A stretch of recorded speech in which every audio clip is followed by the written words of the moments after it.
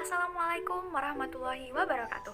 Perkenalkan, nama saya Milka Berliana dari Prodi Pendidikan Fisika Rombel 1A dengan NIM 42014-277.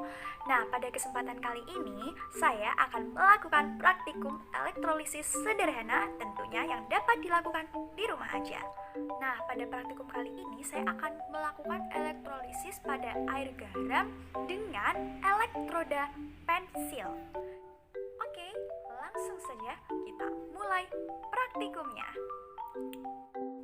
Nah, hal pertama yang harus kita lakukan sebelum melakukan praktikum adalah menyiapkan alat dan bahan. Nah, di sini ada air yang sudah ada dalam gelas yang bening, kemudian ada 2 buah pensil sebagai elektroda nantinya. Nah, elektrodanya nanti adalah grafit di dalamnya. Grafit di dalam pensil ini yang berperan sebagai elektroda. Kemudian ada kabel dan penjepit buayanya, ada kabel merah dan kabel hitam. Kemudian tentunya yang paling penting ada garam halus, ada baterai 9 volt, ada sendok untuk mengaduk garam agar larut dalam air. Kemudian ada kardus, ini fungsinya untuk nanti sebagai tempat yang menyangga pensil. Kemudian ada cutter dan ada rautan. Pertama kita raut kedua ujung pensil tersebut. Jadi bukan hanya di sini ada raut, tapi di sini juga menggunakan rautan.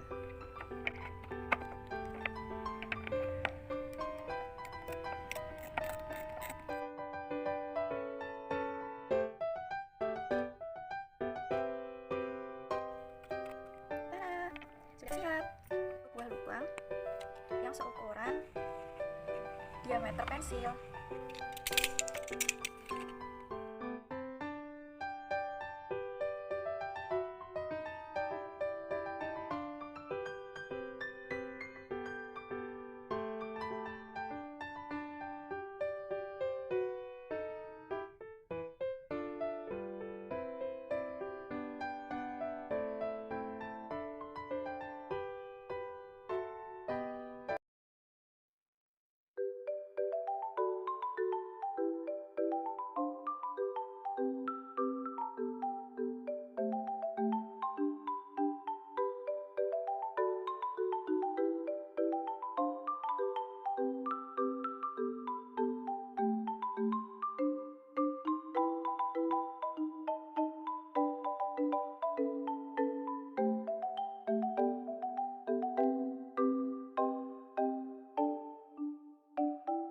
Ini dia proses elektrolisis yang terjadi. Elektrolisis sendiri merupakan proses di mana arus listrik bisa menguraikan suatu zat elektrolit.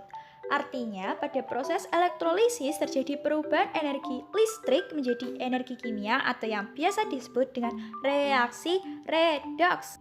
Perlu diingat bahwa kedua buah pensil ini berfungsi sebagai elektroda, di mana pensil yang dihubungkan dengan kabel berwarna merah itu bermuatan positif yang disebut anoda. Sementara pensil yang dihubungkan dengan kabel hitam itu katoda yang bermuatan negatif. Nah, arus listrik pada praktikum kali ini berasal dari baterai, sementara larutan elektrolitnya adalah larutan garam. Lalu, kenapa sih kok bisa terbentuk gelembung-gelembung gas pada ujung pensil sebagai elektroda dalam praktikum ini? Nah, kalau kalian penasaran, simak pembahasannya berikut ini. Pada praktikum kali ini digunakan garam atau NaCl dan air. Kemudian menggunakan elektroda karbon yang telah dialiri arus listrik positif dan negatif menjadi anoda dan katoda. Nah, di sini ada NaCl yang terdiri dari ion Na+ dan ion Cl-. Kemudian ada air atau H2O yang terdiri dari ion H+ dan ion OH-. Pada praktikum kali ini terbentuk gelembung-gelembung gas pada anoda dan katodanya. Nah, gelembung gas apa sih itu? Mari kita lihat pembahasannya. Pada anoda yang bermuatan positif, maka akan menarik ion-ion yang bermuatan negatif agar berkumpul di sekitarnya. Salah satunya adalah ion Cl- yang kemudian akan memberikan elektronnya kepada anoda. Nah, disinilah terjadi proses oksidasi dengan rumus 2Cl- menjadi Cl2 plus 2E. Cl- yang melepas elektronnya bergabung menjadi molekul diatomik Cl2 atau biasa disebut dengan gas klorin. Jadi gelembung-gelembung yang terbentuk pada anoda adalah gas klorin. Dan jika gelembung gas tersebut ditampung dalam suatu tabung reaksi, maka akan terlihat bahwa warna dari gas klorin adalah hijau. Lalu pada katoda yang bermuatan negatif akan menarik ion-ion yang bermuatan positif untuk berkumpul di sekitarnya. Salah satunya adalah ion H+. Kemudian ion H+ akan menerima elektron dari katoda dan terbentuklah reaksi reduksi dengan rumus 2H+ plus 2E menjadi H2. Ion H+ menerima elektron dari katoda, maka akan terbentuk molekul diatomik H2 atau biasa disebut dengan gas hidrogen. Jadi, gelembung-gelembung yang terbentuk pada katoda adalah gas hidrogen. Jika gas ini ditampung dalam suatu tabung reaksi, kemudian didekatkan dengan sumber api, maka akan terdengar bunyi pluk. Sementara itu, masih tersisa ion Na+ dan OH-. Nah, kedua ion ini bergabung membentuk senyawa NaOH yang merupakan basa kuat. Jadi, dapat disimpulkan bahwa praktikum elektrolisis ini menghasilkan natrium hidroksida, gas hidrogen, dan gas klorin yang dapat dirumuskan 2NaCl plus 2H2O menjadi 2NaOH plus H2 plus Cl2.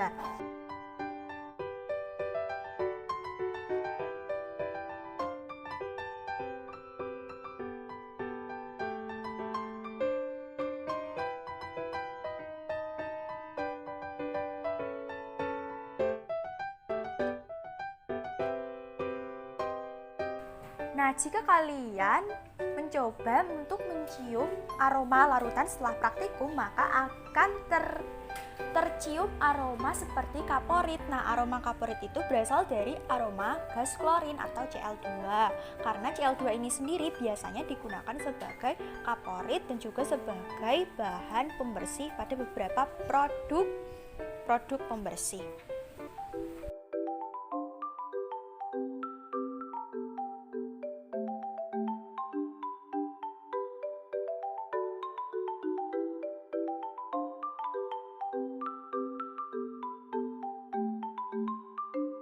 Oke teman-teman, sekian praktikum yang saya lakukan. Terima kasih atas perhatiannya, semoga bisa bermanfaat. Assalamualaikum warahmatullahi wabarakatuh.